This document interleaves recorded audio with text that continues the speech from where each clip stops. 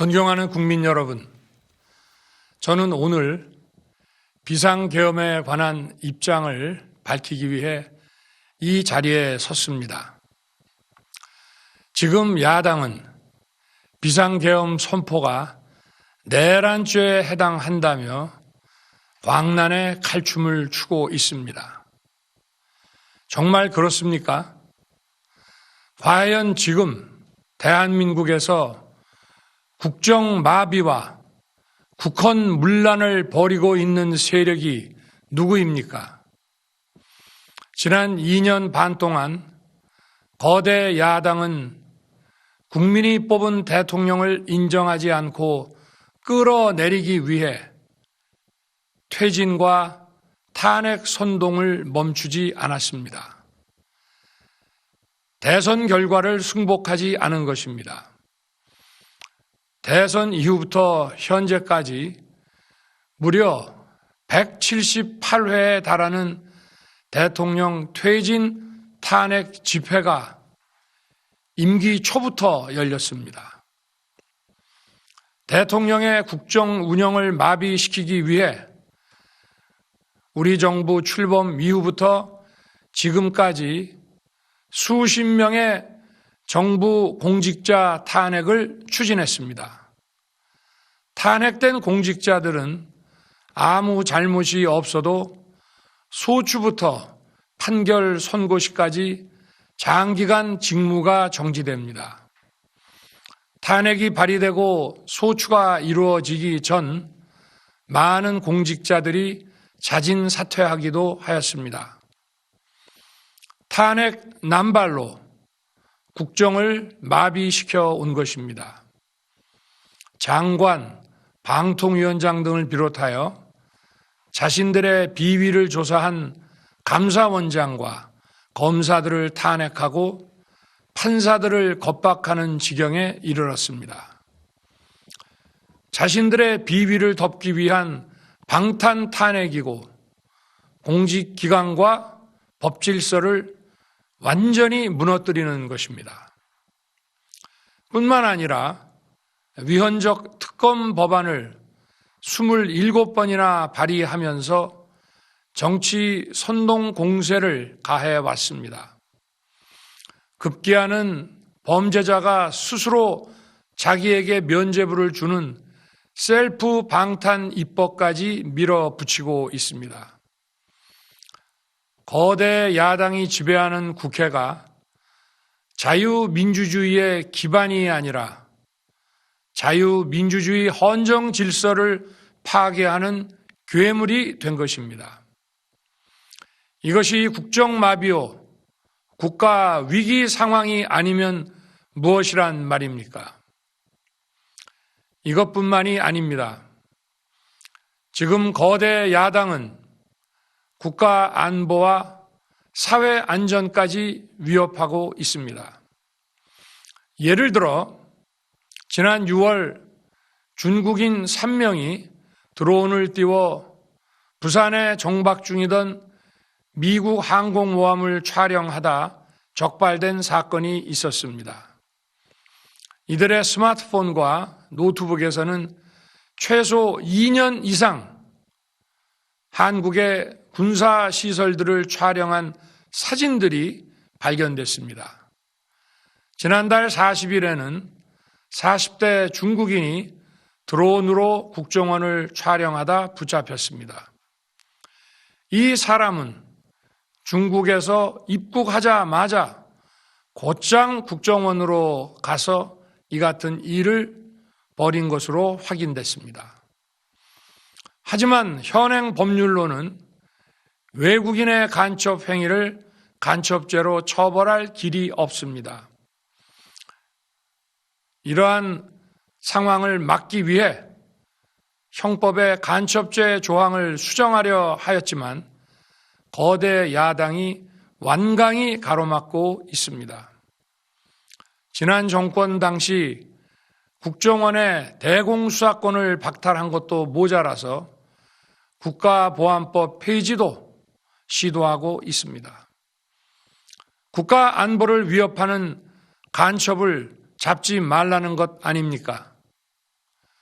북한의 불법적인 핵무장과 미사일 위협 도발에도, GPS 교란과 오물 풍선에도, 민주노총 간첩 사건에도 거대 야당은 이에 동조할 뿐 아니라 오히려 북한 편을 들면서 이에 대응하기 위해 고군분투하는 정부를 흠집내기만 했습니다. 북한의 불법 핵 개발에 따른 유엔 대북 제재도 먼저 풀어야 한다고 주장합니다. 도대체 어느 나라 정당이고 어느 나라 국회인지 알 수가 없습니다. 검찰과 경찰의 내년도 특경비, 특활비 예산은 아예 0원으로 깎았습니다. 금융 사기 사건, 사회적 약자 대상 범죄, 마약 수사 등 민생 침해 사건 수사, 그리고 대공 수사에 쓰이는 기묘한 예산입니다. 마약, 딥페이크 범죄 대응 예산까지도 대폭 삭감했습니다. 자신들을 향한 수사 방해를 넘어 마약 수사, 조폭 수사와 같은 민생사범 수사까지 가로막는 것입니다. 대한민국을 간첩 천국, 마약 소굴, 조폭 나라로 만들겠다는 것 아닙니까?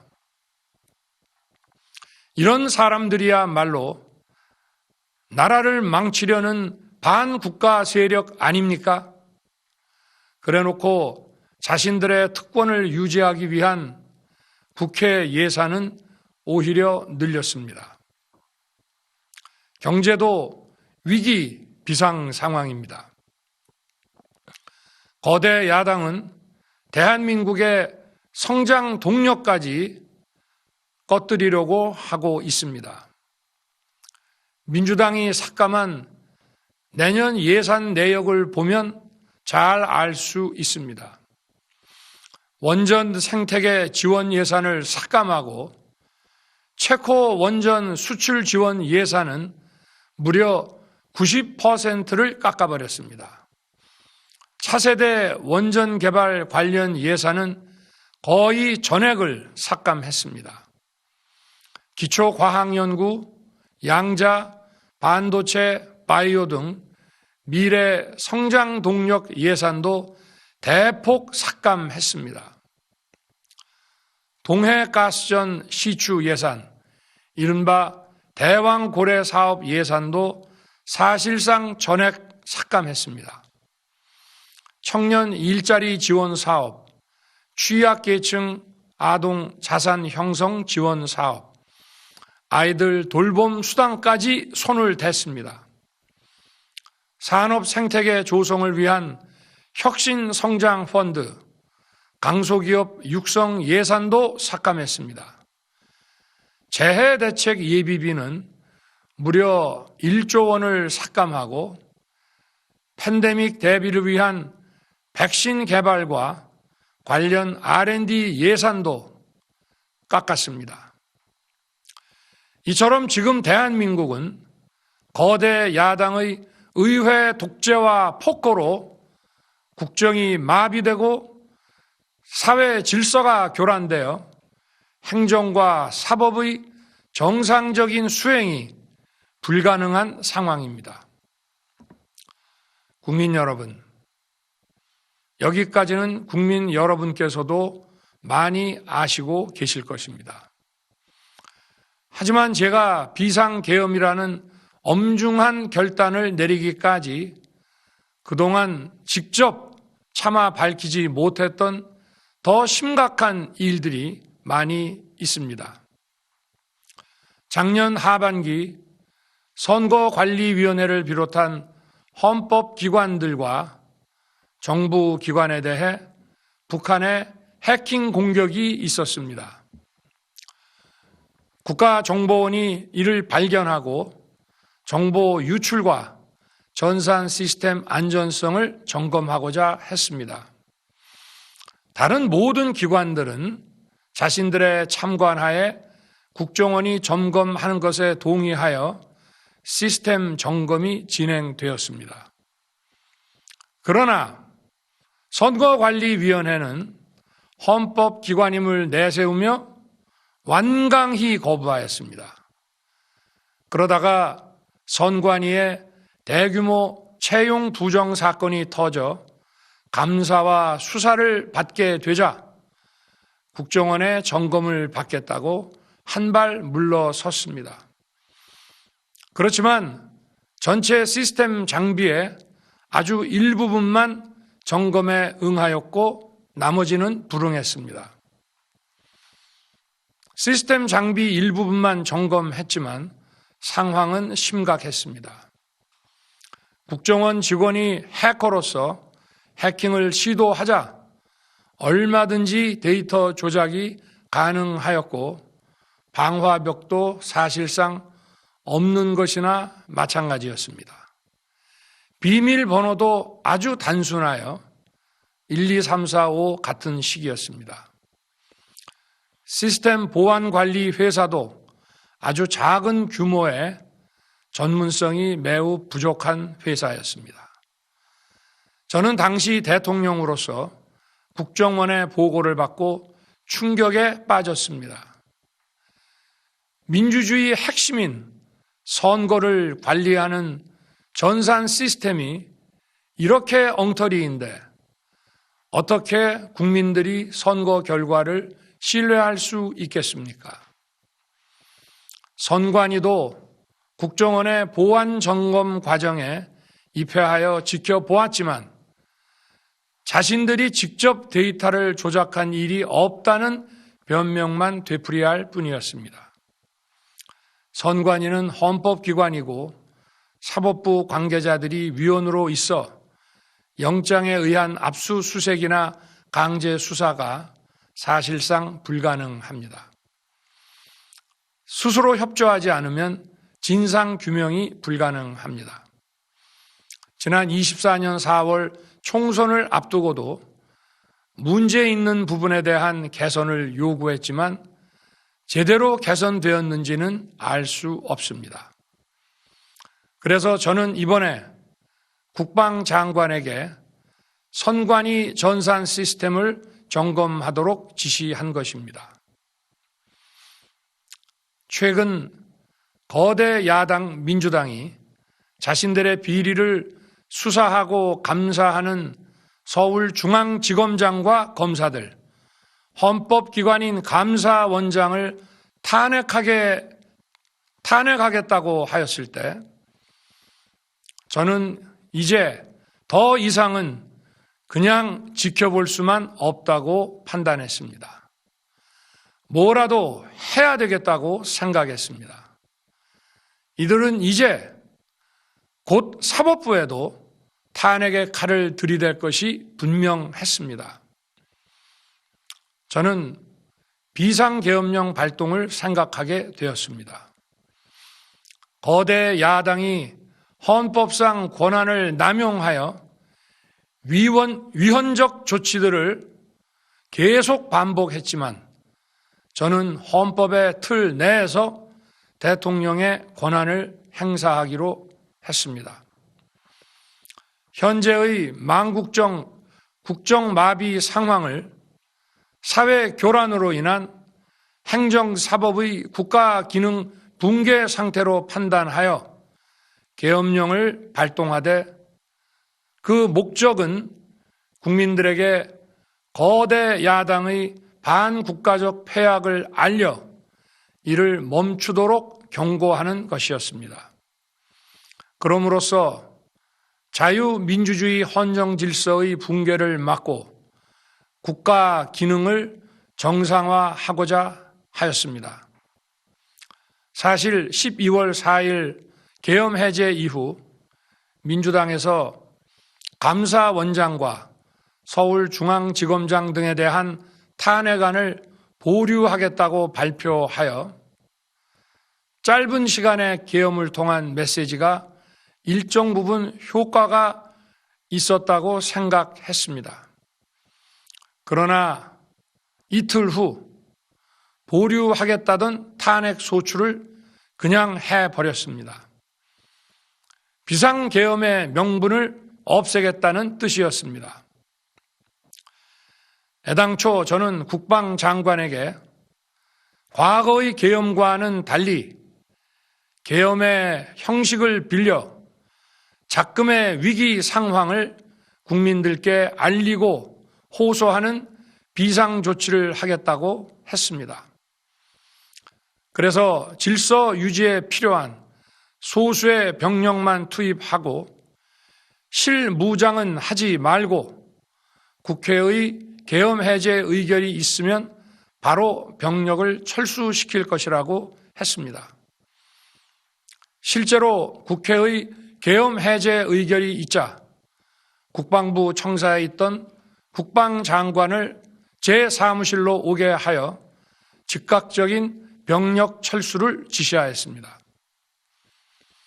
제가 대통령으로서 발령한 이번 비상조치는 대한민국의 헌정 질서와 국헌을 망가뜨리려는 것이 아니라 국민들에게 망국의 위기 상황을 알려드려 헌정 질서와 국헌을 지키고 회복하기 위한 것입니다. 소규모이지만 병력을 국회에 투입한 이유도 거대 야당의 망국적 행태를 상징적으로 알리고 계엄 선포 방송을 본 국회 관계자와 시민들이 대거 몰릴 것을 대비하여 질서 유지를 하기 위한 것이지 국회를 해산시키거나 기능을 마비시키려는 것이 아님은 자명합니다. 300명 미만의 실무장하지 않은 병력으로 그 넓은 국회 공간을 상당 기간 장악할 수 없는 것입니다. 과거와 같은 계엄을 하려면 수만 명의 병력이 필요하고 광범위한 사전 논의와 준비가 필요하지만 저는 국방장관에게 계엄령 발령 담화 방송으로 국민들께 알린 이후에 병력을 이동시키라고 지시했습니다. 그래서 10시 30분 담화 방송을 하고 병력 투입도 11시 30분에서 12시 조금 넘어서 이루어졌으며 1시 조금 넘어 국회의 계엄 해제 결의가 있자 즉각 군 철수를 지시하였습니다. 결국 병력이 투입된 시간은 한두 시간 정도에 불과합니다. 만일 국회 기능을 마비시키려 했다면 평일이 아닌 주말을 기해서 계엄을 발동했을 것입니다. 국회 건물에 대한 단전 단수 조치부터 취했을 것이고 방송 송출도 제한했을 것입니다. 그러나 그 어느 것도 하지 않았습니다. 국회에서 정상적으로 심의가 이루어졌고 방송을 통해 온 국민이 국회 상황을 지켜보았습니다. 자유민주 헌정 질서를 회복하고 수호하기 위해 국민들께 망국적 상황을 호소하는 불가피한 비상조치를 했지만 사상자가 발생하지 않도록 안전사고 방지에 만전을 기하도록 하였고 사병이 아닌 부사관 이상 정예 병력만 이동시키도록 한 것입니다. 저는 이번 비상계엄을 준비하면서 오로지 국방장관하고만 논의하였고 대통령실과 내각 일부 인사에게 선포 직전 국무회의에서 알렸습니다. 각자의 담당 업무 관점에서 우려되는 반대 의견 개진도 많았습니다. 저는 국정 전반을 보는 대통령의 입장에서 현 상황에서 이런 조치가 불가피하다고 설명했습니다. 군 관계자들은 모두 대통령의 비상계엄 발표 이후 병력 이동 지시를 따른 것이니만큼 이들에게는 전혀 잘못이 없습니다. 그리고 분명히 말씀드리지만 저는 국회 관계자의 국회 출입을 막지 않도록 하였고, 그래서 국회의원과 엄청나게 많은 인파가 국회 마당과 본관, 본회의장으로 들어갔고 계엄해제 안건 심의도 진행된 것입니다. 그런데도 어떻게든 내란죄를 만들어 대통령을 끌어내리기 위해 수많은 허위 선동을 만들어내고 있습니다. 도대체 2시간짜리 내란이라는 것이 있습니까? 질서 유지를 위해 소수의 병력을 잠시 투입한 것이 폭동이란 말입니까? 거대 야당이 거짓 선동으로 탄핵을 서두르는 이유가 무엇이겠습니까? 단 하나입니다. 거대 야당 대표의 유죄 선고가 임박하자 대통령의 탄핵을 통해 이를 회피하고 조기 대선을 치르려는 것입니다. 국가 시스템을 무너뜨려서라도 자신의 범죄를 덮고 국정을 장악하려는 것입니다. 이야말로 국헌문란 행위 아닙니까? 저를 탄핵하든 수사하든 저는 이에 당당히 맞설 것입니다. 저는 이번 계엄 선포와 관련해서 법적, 정치적 책임 문제를 회피하지 않겠다고 이미 말씀드린 바 있습니다. 저는 대통령 취임 이후 지금까지 단 한순간도 개인적인 인기나 대통령 임기, 자리 보존에 연연해 온 적이 없습니다. 자리 보존 생각만 있었다면 국헌문란 세력과 구태여 맞서 싸울 일도 없었고 이번과 같이 비상계엄을 선포하는 일은 더더욱 없었을 것입니다. 5년 임기 자리 지키기에만 매달려 국가와 국민을 외면할 수 없었습니다. 저를 뽑아주신 국민의 뜻을 저버릴 수 없었습니다. 하루가 멀다 하고 다수의 힘으로 입법 폭거를 일삼고 오로지 방탄에만 혈안되어 있는 거대 야당의 의회 독재에 맞서 대한민국의 자유민주주의와 헌정 질서를 지키려 했던 것입니다. 그 길밖에 없다고 판단해서 내린 대통령의 헌법적 결단이자 통치 행위가 어떻게 내란이 될 수 있습니까? 대통령의 비상계엄 선포권 행사는 사명권 행사, 외교권 행사와 같은 사법심사의 대상이 되지 않는 통치 행위입니다. 국민 여러분, 지금 야당은 저를 중범죄자로 몰면서 당장 대통령직에서 끌어내리려 하고 있습니다. 만일 망국적 국헌문란 세력이 이 나라를 지배한다면 어떤 일이 벌어지겠습니까? 위헌적인 법률, 셀프 면죄부 법률, 경제 폭망 법률들이 국회를 무차별 통과해서 이 나라를 완전히 부술 것입니다. 원전산업, 반도체 산업을 비롯한 미래 성장 동력은 고사될 것이고 중국산 태양광 시설들이 전국의 살림을 파괴할 것입니다. 우리 안보와 경제의 기반인 한미 동맹, 한미일 공조는 또다시 무너질 것입니다. 북한은 핵과 미사일을 고도화하여 우리의 삶을 더 심각하게 위협할 것입니다. 그러면 이 나라 대한민국의 미래가 어떻게 되겠습니까? 간첩이 활개치고 마약이 미래 세대를 망가뜨리고 조폭이 설치는 그런 나라가 되지 않겠습니까? 지금껏 국정 마비와 국헌 문란을 주도한 세력과 범죄자 집단이 국정을 장악하고 대한민국의 미래를 위협하는 일만큼은 어떤 일이 있어도 막아야 합니다. 저는 끝까지 싸울 것입니다.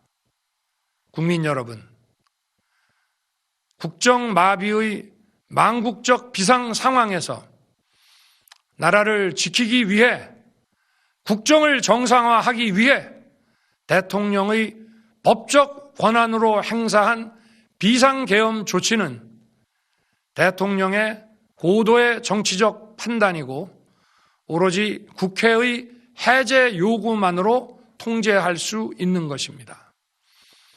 이것이 사법부의 판례와 헌법학계의 다수 의견임을 많은 분들이 알고 있습니다. 저는 국회 해제 요구를 즉각 수용했습니다. 계엄 발령 요건에 관해 다른 생각을 가지고 계신 분들도 있습니다만 나라를 살리려는 비상 조치를 나라를 망치려는 내란 행위로 보는 것은 여러 헌법학자와 법률가들이 지적하는 바와 같이 우리 헌법과 법 체계를 심각한 위험에 빠뜨리는 것입니다.